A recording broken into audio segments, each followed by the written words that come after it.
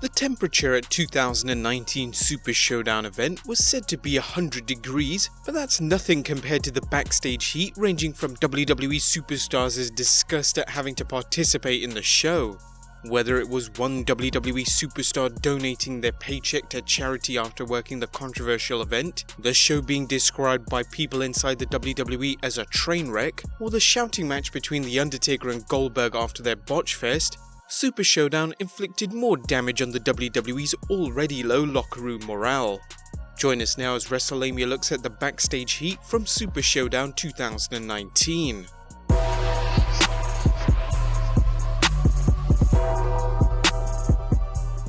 Number 1. The Undertaker Goldberg Backstage Altercation. There's little question the Super Showdown's Goldberg vs Undertaker match was one of the worst main events in decades, rivaling 1999's Heroes of Wrestling's main event or 2011's Victory Road main event. It was obvious that neither performer was happy with the way the alleged dream match turned out. The Undertaker's post-match scowl said it all as far as what he thought of the match, and as for the Phenom's opponent Bill Goldberg, he tweeted after the match, "Knocked myself out and I thought I could finish. Love my fans but let you down. Everyone else that found pleasure, hope you're happy." Confirming our speculation in our video on the match's many botches that Goldberg injured himself during the match, Dave Meltzer reported that, "So Bill Goldberg had a concussion and there's definitely more, but I don't know everything that went down yet. But there's definitely a backstory to the Bill Goldberg thing. But I don't know what it is yet, but something must have happened over there." This explains why there were a significant number of critical mistakes made during the match. Some fans and analysts are questioning why the WWE didn't end the match early or even call it off. Although short of a cataclysmic injury, it's rare for the WWE to stop a match due to an injury, especially in the main event. While it's unknown whether Goldberg communicated that he was hurt during the match, and it's possible he was so dazed that he couldn't have even if he wanted to, he was bleeding somewhat heavily during the match after striking the ring post with his head, making it clear he may have needed medical attention. While it's still unclear just how much Goldberg's concussion played a role in the match's botches, The Undertaker and Goldberg reportedly were angry with one another after the main event. Brad Shepard of Sports Extra tweeted, "A source in WWE told me that Goldberg and Undertaker got into a shouting match backstage at the gorilla position after their match." There are so many unanswered questions about the post-match shoutfest, such as whether The Undertaker knew how hurt Goldberg was during the match, and whether Goldberg blamed The Undertaker for his concussion or the blown spot where Taker tombstoned Goldberg on his head. Number 2. A grueling show. It seems that Super Showdown experience was difficult for all involved, both in and out of the ring. With the WWE superstars and production team working in a foreign country, it's no surprise the show featured technical glitches as well as ones in the ring. Super Showdown's camera work was not up to WWE's usual high standards, and there were several key moments that the production team failed to get on camera. While WrestleLamia hasn't heard any specifics about the problems with the show, WrestleVotes tweeted today that, "Thought you guys might like this." Texting with two different sources who were on the Saudi trip. Asked how everything went, one said it was a disaster, and the other described it as a train wreck, so that's that. When you add in the show's in-ring botches, production flubs, and the stories we're about to share, it's easy to understand why the show received so much disdain from many of the people involved. It's unknown whether the WWE paid any sort of bonus to wrestlers involved with the show, whether it was a pay-per-view bonus or extra pay for taking the trip to Saudi Arabia. Number 3. A miserable experience. Anyone who's travelled internationally knows the arduous experience it can be, even under the best of circumstances. The WWE superstars had to endure a vexing journey to and from Jeddah, Saudi Arabia, beginning with their long flight there. According to the website Prokerla, the flight time from Jeddah to New York is 13 hours 15 minutes, and that is under ideal conditions. The show itself must have been physically exhausting as the wrestlers performed in 100-degree heat. The wrestlers then had to fly back to perform this week on the WWE's weekly shows such as Raw and SmackDown Live, and also not to mention house shows. This grueling schedule is compounded by the fact that some WWE superstars are uncomfortable with working for the Saudi Arabian government, given Saudi's oppression of women and the LGBTQ community, undoubtedly creating a tense work environment. While stars such as Daniel Bryan and Kevin Owens refuse to participate in the show, not everyone in the company feels they can take a stand. During an episode of the Wrestling Observer Radio, Dave Meltzer reported, "Most guys don't want to rock the boat. Like, some guys wanted to go, but I heard most didn't think they should go. It was an awfully long trip, and one person told me if it was up to him, he would never go back again. But it wasn't up to him, so it doesn't matter." And others were just like, "It sucked." Another sign of the trip's disappointment involved two of the WWE's women wrestlers.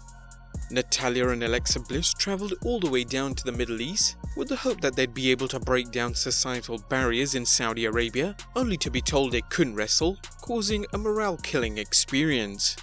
As Alfred Konuwa of Forbes noted, "In a promising sign, Natalya and Alexa Bliss joined the WWE roster on a flight to Saudi Arabia, leading to the speculation of a historic WWE women's wrestling match inside Saudi Arabia.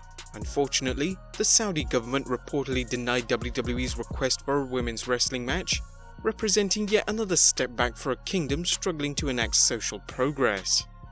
Natalya and Lil Miss Bliss must have been disgusted travelling so far, only to be dismissed by the Saudi government, further proving critics' contentions that WWE shows will never lead to change in the way the Saudi Arabian government treats women.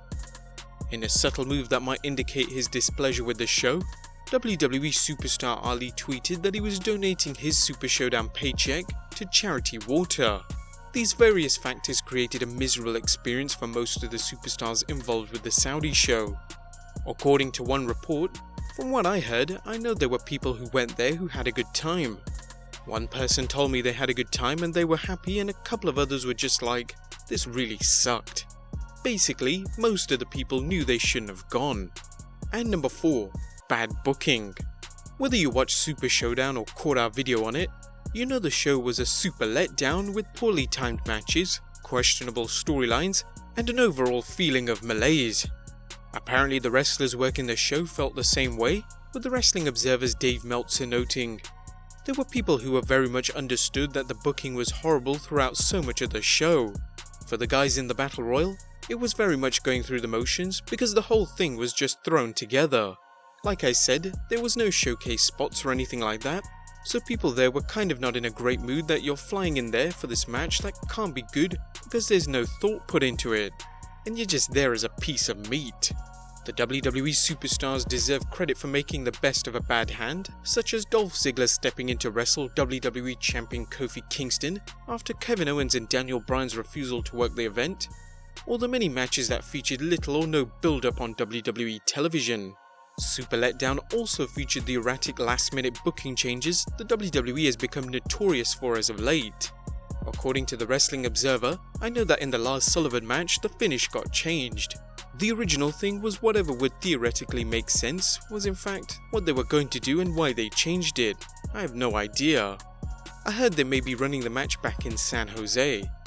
From what we know, the finish for the Lars Sullivan vs Lucha House Party match was changed abruptly, from Sullivan winning the match by defeating the Lucha Stars in the ring, to the bizarre disqualification finish where the referee gave the match to Sullivan after the Luchadors triple teamed the Freak, with Sullivan subsequently destroying his opponents after the match.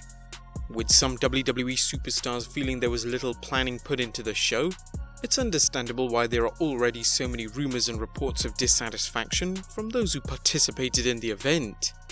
It's also obvious that the fans had little to be pleased with the WWE's latest Saudi event. Some fans have described Super Showdown as a glorified house show, and upon further reflection, they're probably right.